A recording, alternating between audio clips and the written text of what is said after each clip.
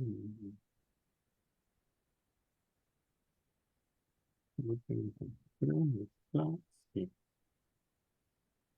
ya está. Bueno. Buenas tardes. Pues hoy estamos en una nueva edición del seminario de Física y Cómputo a 30 de octubre. Y en esta ocasión invitamos al ingeniero químico Carlos Flores Morales del Instituto de Investigaciones en Materiales, quien nos va a dar la plática. ¿Sí? Y el título de la plática es Funcionamiento del microscopio de fuerza atómica. Y antes de dar la palabra a Carlos, quisiera mencionar, ¿no? Algunos de una breve semblanza, ¿no? La dependencia de adscripción de Carlos es el Instituto de Investigaciones en Materiales, Departamento de Materiales Metálicos y Cerámicos, ¿no? Está a cargo del área Eh, de microscopía electrónica y microscopía de fuerza atómica, con 27 años de experiencia en microscopía electrónica de transmisión y 22 años en el área de microscopía de barrido y en el área de microscopía de fuerza atómica. Bueno, dado esta breve semblanza, pues le damos la palabra a Carlos. Adelante, si puede empezar con su plática. sí, bueno, primeramente agradezco la invitación a la doctora Margarita Sánchez por este seminario. Bueno, iniciamos. La plática que voy a dar es microscopía de fuerza atómica, su manejo, qué aplicaciones, dónde se aplica, eh, las técnicas más relevantes que se usan en este equipo.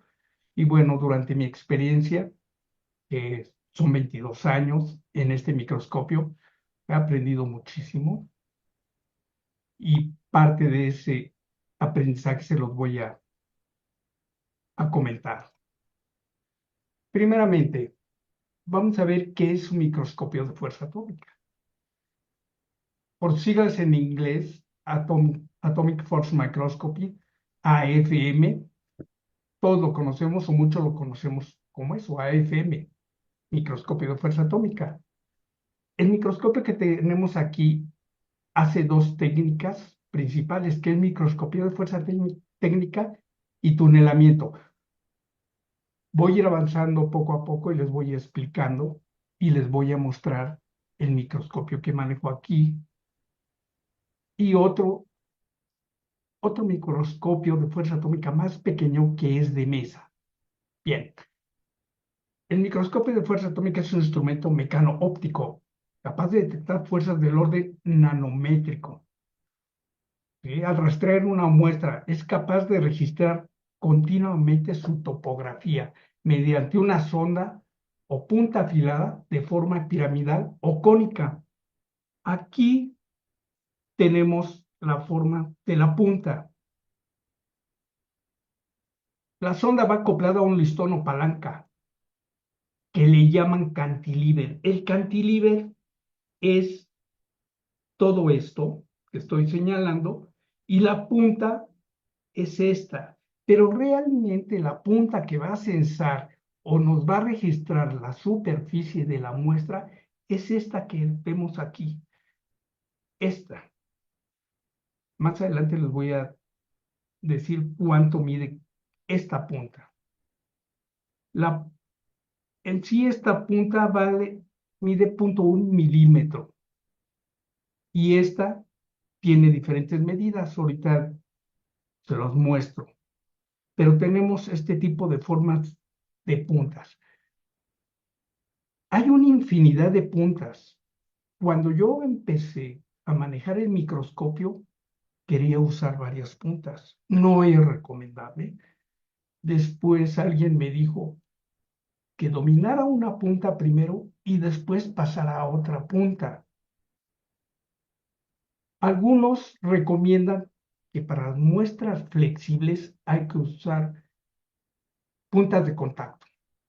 Para las muestras que son más sólidas, puntas de no contacto. En mi experiencia, he visto que podemos usar ambas puntas, ya sea para materiales flexibles o para materiales rígidos. Pero realmente hay que saber qué punta es la que vamos a usar dependiendo a la longitud. Cada punta trae ciertos valores cuando las compra uno. Vienen unas cajitas como estas, tienen una película de gel en las cuales se adiciona o se coloca la punta y quedan las puntas con la punta hacia arriba para evitar que se dañen. Bien, aquí tenemos a los señores a los que debemos la invención de este equipo, los cuales ganaron un premio Nobel en física en 1986. Pierre Benning y Henry Roren. Estos dos señores le pusieron al equipo microscopio. Yo les comento a veces que no estoy muy de acuerdo en eso, pero bueno, ganaron un premio Nobel y pues ellos pueden ponerle el nombre que quieran. ¿Por qué les digo que no estoy muy de acuerdo? Porque mi área específica es microscopía electrónica de transmisión, después microscopía electrónica de barrido. Y cuando llegué aquí al Instituto de Física, me dijeron, bueno, tú que eres microscopista, allí hay un equipo que es nuevo. El equipo estaba en cajas y me dijeron, úsalo. Que bueno, pero es que yo no sé. Bueno, es un reto y adelante. Yo no creía en el equipo. ¿Por qué? Porque no tenía lentes. Y como les decía, si no tiene lentes, pues no es un microscopio. Es una sonda, la cual, como ya les expliqué hace rato, interacciona con la muestra o una punta que interacciona con la muestra. Por eso yo no creía y dije, no, pues, este equipo no creo que funcione. Pero haciendo comparación con el microscopio de transmisión y microscopio de barrido, me di cuenta que es un equipo realmente muy poderoso, tan poderoso que podemos hacer lo que quiera. Pero también tiene sus complicaciones. Este equipo tiene muy pocos botones, a comparación del microscopio electrónico de transmisión y el microscopio electrónico de barrido. Sí. Bueno, más adelante les voy a explicar el por qué. Bueno, ¿qué es hablamos de nanotecnología, pero ¿qué es la nanotecnología? Bueno, es la habilidad de hacer cosas, medir, ver y manipular objetos a escala nanométrica, atómica, y bueno, tradicionalmente el rango de trabajo de este equipo es de punto uno a 100 nanómetros. Estamos hablando de una millonésima de metro. Bueno, las áreas de interés o las áreas que me han traído trabajo al instituto es medicina, informática, odontología, ingeniería, nuevas fuentes de energía, energías renovables, robótica, electrónica. También han venido arquitectos para ver sus materiales de construcción. Cuando llegó aquí el arquitecto, le digo, oye, ¿qué vas a ver? Me dice, pues la resistencia de mis materiales. Bueno, pues sí, nunca había recibido un arquitecto, pero también arquitecto, ¿sí? Y obviamente biomateriales y otras áreas que se me escapan de la mente.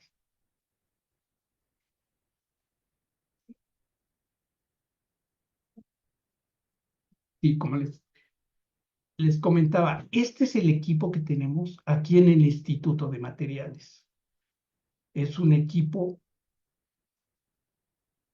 marca Yeol. Y bueno, yo le tengo mucha confianza a Yeol porque realmente tienen técnicos aquí en México, lo cual a nosotros nos ayuda mucho porque nos pueden resolver nuestros problemas o los problemas que tengamos en estos equipos en, al momento, si no es al momento, al otro día. Y bueno, este es el equipo. Aquí tenemos la punta el equipo trabaja, es el cabezal. El equipo trabaja en la parte superior del cabezal, desprende un láser, el cual es dirigido por medio de unos primas o unos espejos hasta llegar a incidir en el extremo de la punta. Para eso tenemos que hacer una calibración previa. Y una vez que ya tenemos incidido, vamos bajando mecánicamente y hasta una cierta altura, y después de ahí bajamos automáticamente para que el equipo haga toda la parte de registro de la muestra. Bien, aquí tenemos las puntas, tenemos, como vemos aquí, un tipo de puntas, aquí hay otros tipos de puntas. Realmente existe un libro completo de puntas. Este es de Vico, pero así como Vico tiene su variedad de puntas, también Micromatch, que es otra compañía que vende puntas, también tiene su serie de puntas y son muy variadas. Bien, aquí tenemos el cabezal. Como les comentaba, aquí se genera un láser,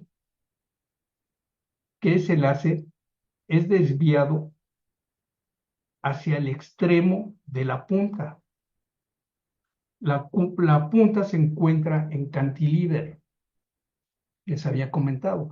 Le llaman cantilever a la parte que tiene, a la parte que tiene incrustada realmente la punta. Y después es dirigida hacia este fotodetector, y después de aquí nos los manda a otro equipo, el cual transforma la señal analógica en digital, y podemos ver una copia fiel de la superficie de nuestra muestra. El equipo que tenemos aquí, mm, el escáner es el mediano. Existen tres tipos de escáner, uno bajo, uno mediano y uno alto.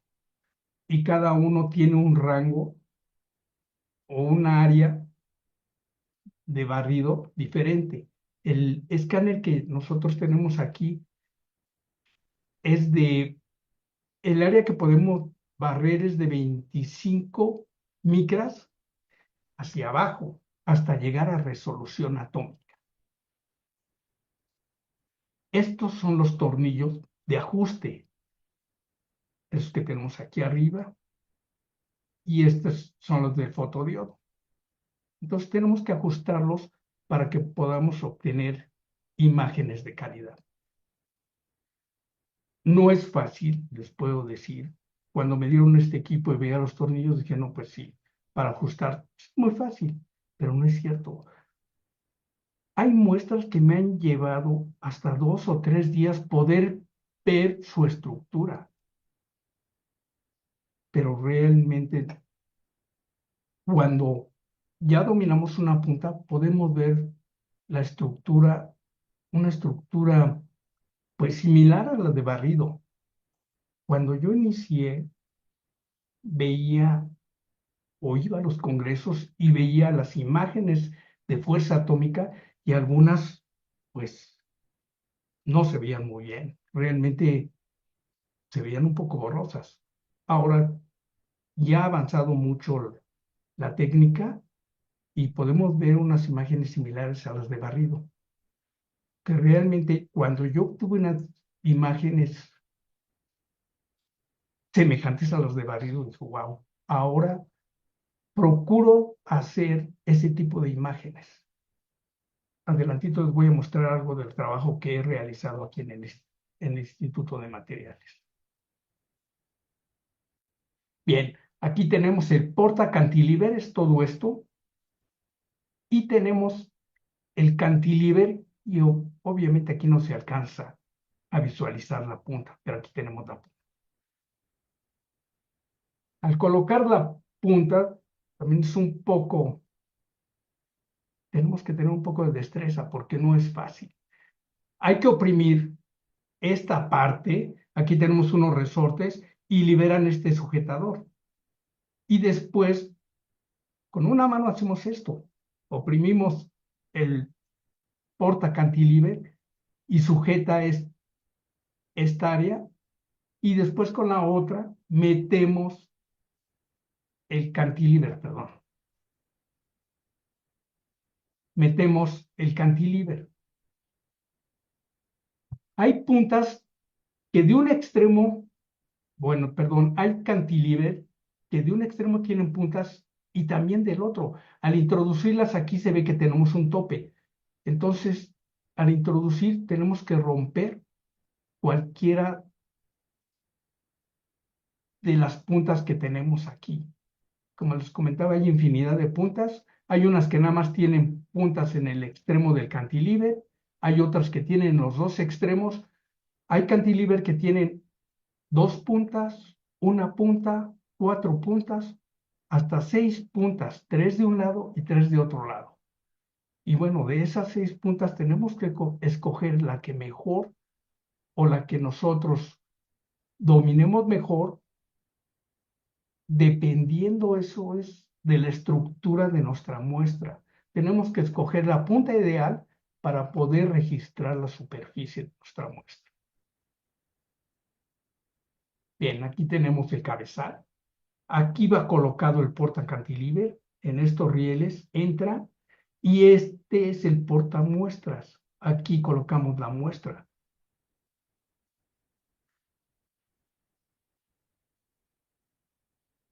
Aquí tenemos otra imagen. Igual aquí sí podemos visualizar el cantilever y en esta área entra el portamuestras. Colocamos la muestra sobre un adhesivo de doble cara para fijarla. Sobre ella depositamos la muestra y es cuando podemos verla, para que no se mueva. Para... Bien, aquí tenemos la punta. Esta es la punta que nos va a registrar, nos va a interaccionar con la muestra. Esto también es la que llamamos punta, pero realmente la que registra o va a censar nuestra superficie es esta. Esta mide 0.1 milímetro. Esta punta mide de 10 a 15 micras, como les decía, dependiendo la estructura, la superficie de nuestra muestra, es la punta que nosotros vamos a usar. El radio de curvatura de las puntas oscila entre 10 nanómetros y 1 nanómetro. Las puntas de resolución atómica son las que están dentro del rango de 1 nanómetro. Pero hay puntas de 10 nanómetros con las cuales podemos hacer alta resolución. Lleva un poco de trabajo, pero se logra. Bien, aquí tenemos la superficie de nuestra muestra y si nos fijamos, nuestra punta tiene una venda. ¿Por qué esa venda? Porque no puede ver, la punta no puede ver, pero puede registrar. Es por eso que se le pusieron estas manitas, porque sí, puede tocar y puede censar toda la superficie de nuestra muestra. Y así es que podemos ir censando la superficie de nuestra muestra. Para esto tenemos que asignarle un área que va a barrer. Al mismo tiempo que está barriendo, está haciendo un movimiento de contacto intermitente. Como les comento, nunca llega a tocar, a topar o a chocar con la superficie de la muestra, porque si no podemos despostillar la punta y entonces ya no nos da los valores reales. Siempre llega hasta cierta altura y hasta interaccionar con las fuerzas de repulsión y tracción de Van der Waals es como va a ir censando la superficie de nuestra muestra. Bien, aquí tenemos cómo está alineado el láser, llega exactamente en el extremo de la punta y se dirige al fotodiodo y de ahí, bueno, pasa al equipo que ya les había platicado, ¿sí?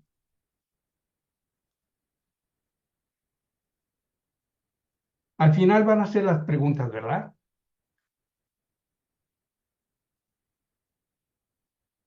¿He apagado el micrófono? Sí, las preguntas son al final. Ah, gracias. Bien, estas son algunas de las técnicas que tiene los microscopios de fuerza atómica.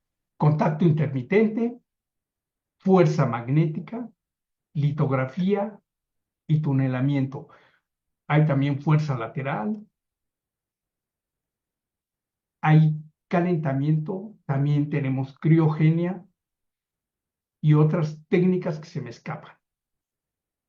Pero estas son las que manejo más comúnmente.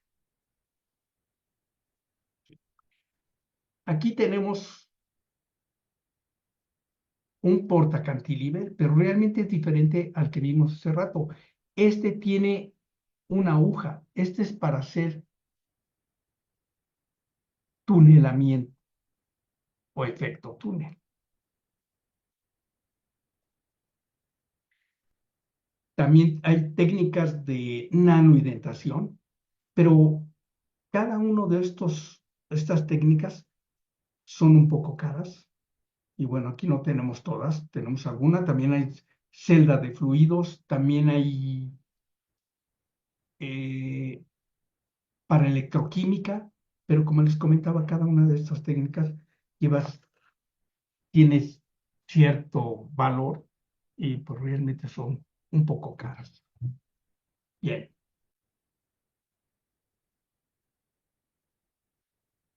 como les comentaba, esto hace también efecto túnel, ¿sí? IBM hizo su logotipo. Estos son una serie de átomos, los cuales él manipuló moviendo cada átomo y colocándolo para hacer su logotipo de IBM. Bien, a veces tengo mis dudas, pero bueno, dicen que lo hicieron y cada uno es un átomo, porque entonces a veces dudo de qué tamaño es el área o el área que colocaron cada átomo debe ser, pues, o la red atómica de esa área o la superficie, no sé de qué tamaño sea para haber podido colocar un átomo ahí, pero bueno, esto no lo he podido hacer.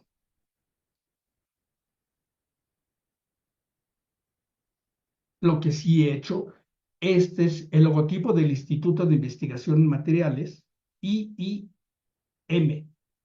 que lo hice sobre un superconductor. Y bueno, aplicando corriente y voltaje, logré abrir una brecha y hacer mi logotipo, o hacer el logotipo del Instituto de Investigación en Materiales. Obviamente, no era hacer, la aplicación no era hacer logotipo.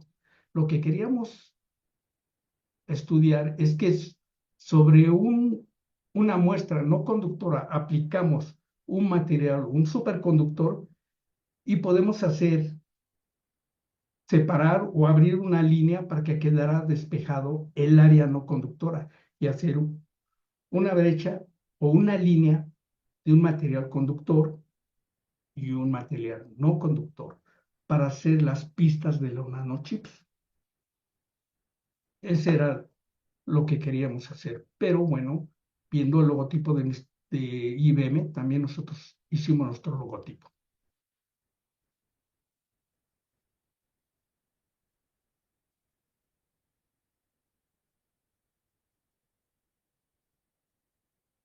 Bien, esta es una técnica, no es fácil, me ha costado mucho trabajo y con otro compañero que es el doctor Jaime Santoyo Salazar, trabajamos mucho tiempo en dominar esta técnica. Nos llevó bastante tiempo, pero la dominamos. y podemos ver aquí los dominios magnéticos de un material magnético. Aquí tenemos el grano de ese material y al mismo tiempo que nos está dando la imagen del grano, nos da la imagen de los dominios magnéticos. Aquí podemos ver cómo de este lado el grano, los dominios se orientan en cierta forma y de este lado en otra forma. Y esta es la unión o el espacio de los dos granos.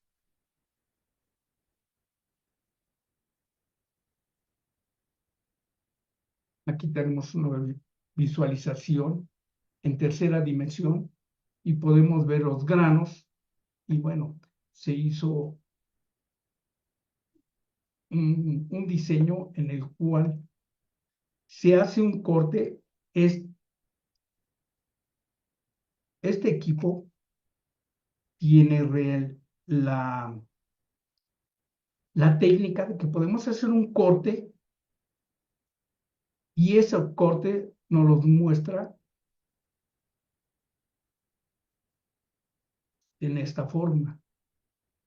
Podemos hacer el corte en cualquiera de las áreas y el perfil de ese corte nos lo va a mostrar. Y bueno, aquí lo diseñamos para ver cómo están los dominios magnéticos, cómo entran los espines en esa parte. Si ven la escala 4.2 nanómetros, la escala completa son 26.7 nanómetros.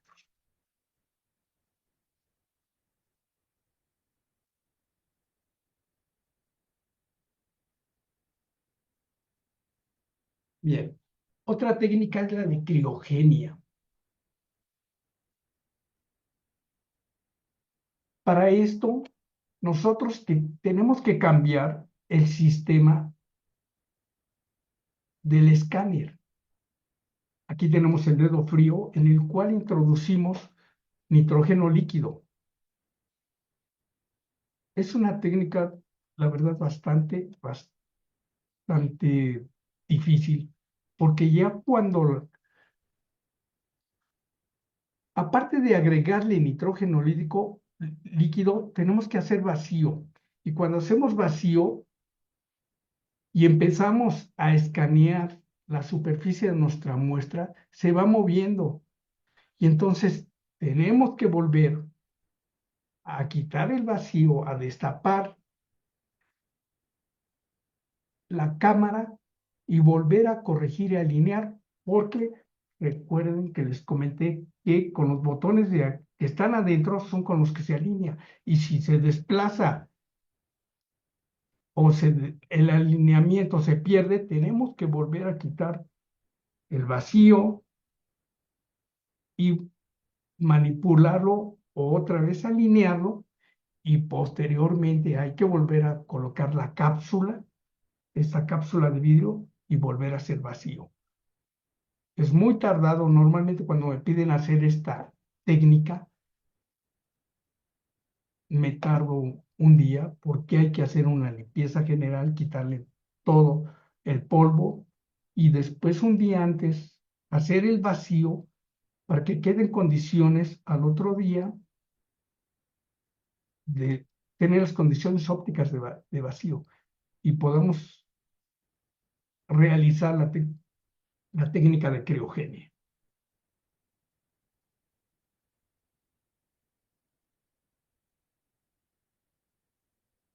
Otra técnica que es de calentamiento. También tenemos que cambiar el escáner, ¿sí? Y con ayuda de un equipo, por medio de la corriente y voltaje, nosotros tenemos, el distribuidor nos dio un mapa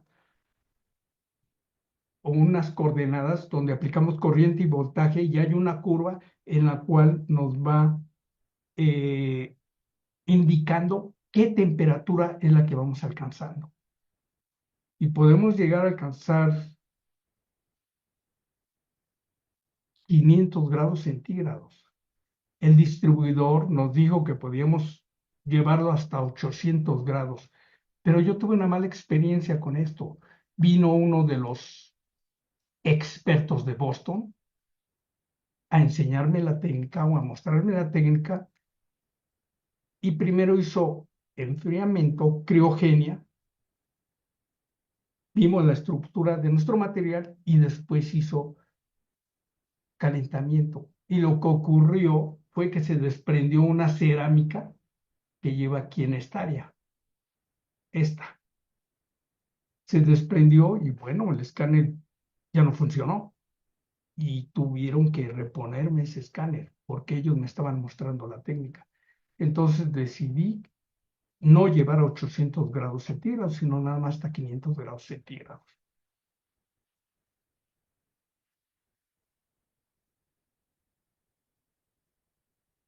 Bien, como decía, esta técnica hace resolución atómica. Aquí podemos ver los átomos o la malla atómica, ¿sí?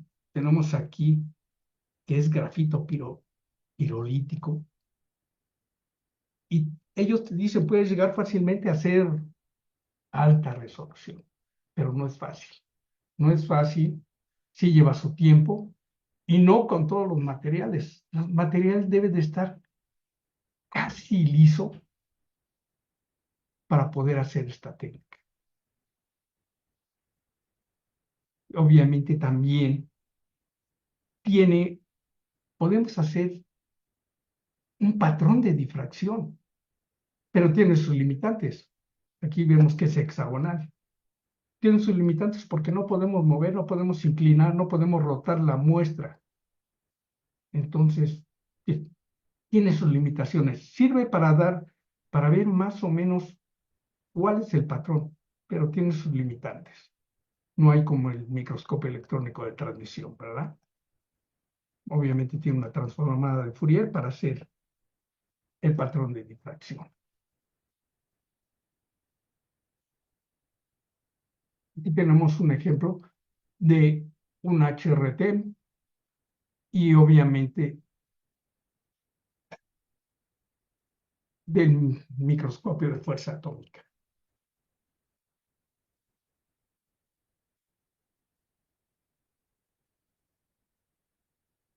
Aquí tenemos imágenes de un cabello de momia. Estas imágenes fueron para comparar un cabello contemporáneo con el de una momia, para ver sus, cómo se iban degradando sus proteínas. Mi área es ingeniería química, entonces cuando me trajeron esta muestra, la persona que me la trajo me dijo que eran células. Posteriormente tuve que verificar si eran células, si no, el cabello es una proteína. Entonces, lo que estábamos viendo era cómo se iban destruyendo las proteínas con el paso del tiempo y comparadas con pelo contemporáneo. Los cabellos que analicé, todos tenían escamas. Están constituidos por escamas, así como es la cola de una lagartija, así está constituido. Y entonces cuando vemos en la televisión que se da el sol, deja el cabello lisito, eso es mentira, porque realmente no puede quitar las escamas. El pelo tiene escamas por sí, aunque le eches cualquier champú, no te lo va a dejar lisito.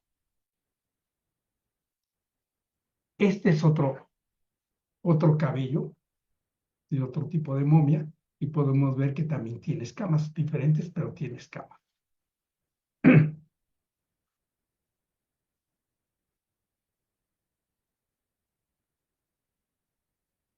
Aquí tenemos bacterias bucales. La persona que me trajo este material fue una odontóloga. Esta doctora hizo estudios de aceros, los cuales los trató térmicamente y mecánicamente, y después sobre ellos depositó las células para ver en cuál de sus aceros crecía menos, perdón, las bacterias, en cuál de sus aceros crecía menos las bacterias y poderlas usar como prótesis.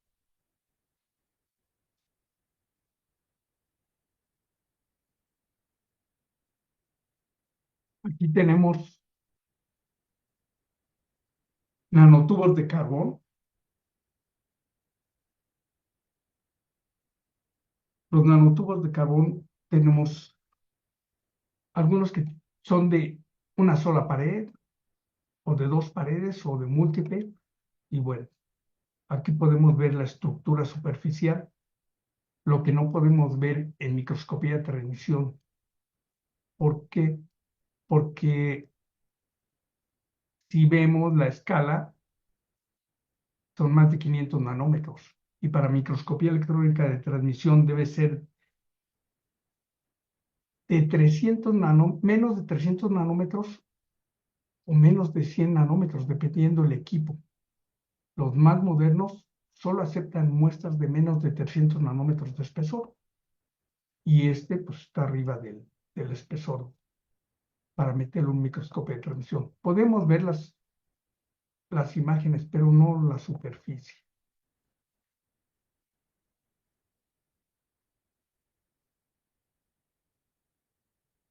Sí. Y en lo que más usamos en microscopía de fuerza atómica es el contacto intermitente. ¿Por qué? Porque es el más fácil. Bueno, relativamente es el más fácil. Y como les comentaba, hay puntas que tienen, bueno, hay cantilevers que tienen tres puntas de un lado y tres puntas del otro lado. Podemos visualizar que tenemos tres de un solo extremo. Aquí estamos analizando una aleación de aluminio y cobre.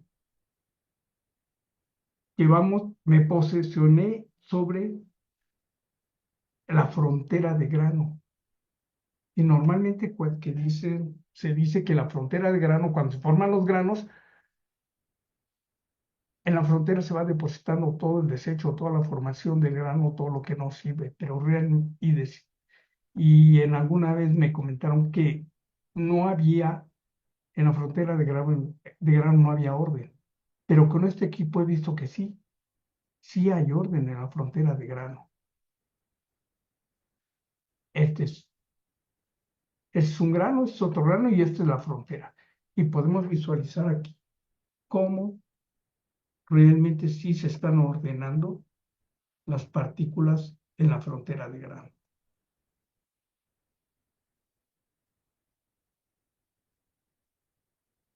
Bien, como les comentaba, existen varios tipos de microscopios de fuerza atómica en la actualidad. Aquí tenemos otro que es un nanosur, es un microscopio de mesa. También nos da imágenes muy relevantes, pero tiene sus desventajas. No podemos llegar a resolución atómica. Con este microscopio he llegado a dos micras, nada más. Si quiero hacer una amplificación a una micra, no puedo leerla. La imagen empieza a perder calidad, se ve difusa, la resolución es baja, y bueno, pero para áreas más grandes es muy bueno, muy rápido, muy versátil, y bueno, es uno de los microscopios más baratos.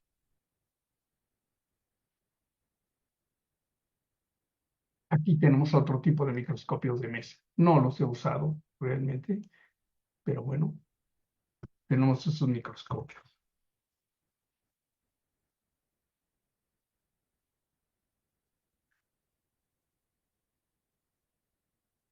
Les quiero agradecer por la atención prestada a la presente.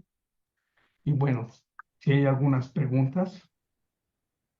Sí, buenas. Mire, estoy viendo en el chat y no, por lo pronto no hay nada. Digo, lo que pasa es que tarda un poco entre que Sí, aparece claro. entre lo que uno dice y cuando aparece en YouTube. Pero bueno, yo podría hacerle una pregunta. Bueno, al principio mencionó Sí, posibles aplicaciones de esta técnica, de este microscopio, ¿no? Y mencionó, por ejemplo, la parte de energías renovables. ¿Podría darnos algún ejemplo de aplicación en esta área, en energías renovables? sí. Bueno, en celdas solares Sí. se aplica mucho. De hecho, aquí trabajamos muchos en celdas solares. y lo aplicamos para ver el tamaño de partícula real de las células. Han hecho muchos experimentos y bueno, ellos me comentan que realmente entre más pequeña sea el- la partícula, perdón, la partícula retiene más la energía. No sé si es cierto esto. O sea, no es mi área, pero ellos me comentan. Yo en base a lo que ellos traen, a las muestras que traen y en base a la experiencia que ellos tienen en sus áreas, pues me retroalimento del conocimiento que ellos me pasan. Bien, ¿Sí? No bueno, sé sí. si efectivamente es eso, pero sí hacemos bastantes estudios sobre celdas solares y celdas de combustible también, sólidas. Ujú. Eh, Normalmente las células de combustión sólidas, pues me traen el polvo, pero entonces les pido que me hagan una pastilla o me la compriman y sobre esa superficie hago los estudios. Mm, En algunas partes no estudian polvos en AFM porque se le pegan a la punta. Por eso es que pido yo que me traigan unas pastillas. Cuando son las muestras en polvo, me las compriman y entonces puedo estudiar la superficie. de acuerdo. Mire, tengo por ahí un par de preguntas que ya aparecieron en el chat, ¿no? Claro que sí, doctor. Una de Dígame. ellas es de Adrián Papa Huerta. Pregunta, ¿cuánto cuesta un microscopio de este estilo? Ah, el que les... A ver, este microscopio de mesa lo adquirimos hace como antes de la pandemia, no recuerdo bien el año exacto, pero nos costó 600,000 pesos. Al año siguiente ya costaba 1 millón y después, a los 2 años, ya costaba 2 millones. Obviamente ya no ha subido el precio porque han salido muchísimos microscopios que nos pueden costar en 2 millones, 1,5 millones de pesos, los 3 millones. El Yeol que teníamos, que le estoy mostrando, el que tenemos aquí en el instituto, pues va a estar como ya salió del mercado, ya no lo venden, pero en su momento costó como 4 millones de pesos, Ujú. que es lo más barato. Realmente las puntas, una cajita con 10 puntas de alta resolución nos vale entre 20 y 25,000 pesos dependiendo del distribuidor. Y las de no contacto o las de contacto intermitente con 50 puntas también valen entre 20 y 25,000 pesos. Bien. Bueno, la Sí, segunda pregunta es de Araceli Torres Pérez. Ella dice, ¿las muestras tienen un proceso especial? no es la ventaja de este equipo. Realmente no deben de ser conductoras, sí tienen que estar libres de humedad, porque las muestras o el equipo detecta hasta si nosotros tocamos con con las manos sin usar guantes, podemos detectar la humedad que dejó el dedo sobre la muestra. Siempre les pido que me traigan sus muestras libres de humedad y que no me las toquen con las manos, con pinzas o con guantes, pero no con las manos porque la humedad la detecta. Me causa mucho problema y algunas personas ya han llegado y me dicen, ay, ¿cómo la humedad? No, se los demuestro. Me traen muestras metálicas, las agarramos, las manipulamos con la mano sin usar guantes, la ponemos y empezamos a barrer y tenemos muchos problemas al darnos la muestra. Nos da imágenes con muchos artefactos o- y entonces no se visualiza bien. La limpiamos con tantita acetona, la dejamos secar, la colocamos y vemos perfectamente la superficie de Australia. Entonces, esas son las indicaciones libres de humedad, casi plana y Pues sí, eso sería, porque tratamiento no es necesario que sean conductoras. Hemos visto polímeros, mm, asfaltos, he visto chapopote. El chapopote es muy difícil, pero lo he visto. Polvos de cualquier tipo de material, cerámicos, metálicos, obviamente. Muestras conductoras, como ya les había comentado, y en microscopía electrónica son las más difíciles de ver. Y en microscopía de fuerza atómica tenemos una punta especial que puede ver dominios magnéticos y obviamente la estructura de nuestro material magnético. Bien. Sí, A ver, bueno, muchas gracias. Miguel. No veo más preguntas en el chat, sino pues con esto pues acabaríamos el seminario. Solamente pues si quiere decir algunas palabras más para terminar. pues bueno, les agradezco y realmente, mm, como les comenté, yo no creía en este equipo, pero he obtenido imágenes de bastante calidad comparadas con las de un microscopio de barrido. Y he visto estructuras que no pueden ver en un microscopio de barrido, a pesar de que son de alta resolución o de visión de campo, porque, porque hay partículas muy pequeñas que tienen estructura superficial. Y cuando los mete uno a las de electrones, ve uno la partícula grande, pero las pequeñas es muy difícil. Y en este equipo no. En este equipo podemos ver partículas de tamaño de 500 nanómetros, que son, realmente no es una partícula, son clúster, y podemos ver las partículas más pequeñas que integran este clúster. Partículas de 20 nanómetros, 10 nanómetros, que están integrando una partícula de 50, digo, de 500 nanómetros. Pero para mí se me hace un equipo bastante, muy bueno, aunque me ha dado dolores de cabeza, porque como les digo, un microscopio electrónico de transmisión lo alineamos y podemos ver las, las muestras que queramos o las imágenes que nosotros podamos tomar en una hora. Podemos tomar 10, 20 imágenes en uno de barrido igual, nomás lo alineamos y podemos ver muchas imágenes. En este no. En este he tardado días y no puedo ver ninguna muestra, hasta que por fin encuentro la forma o el método de poder eh, tratar la muestra y meterla, de tal manera que me dé o que tenga una superficie plana y pueda ahí hacer el análisis que tengo que realizar.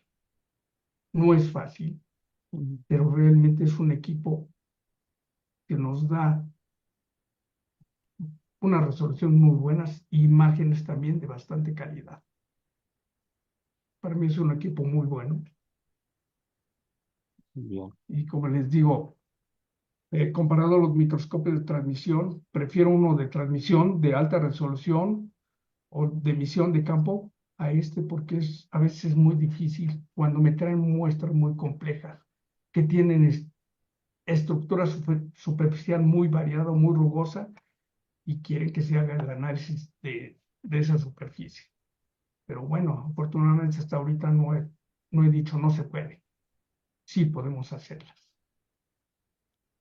Bueno, pues muchas gracias a usted y también agradecemos a todos los que nos siguieron en esta plática, ¿no?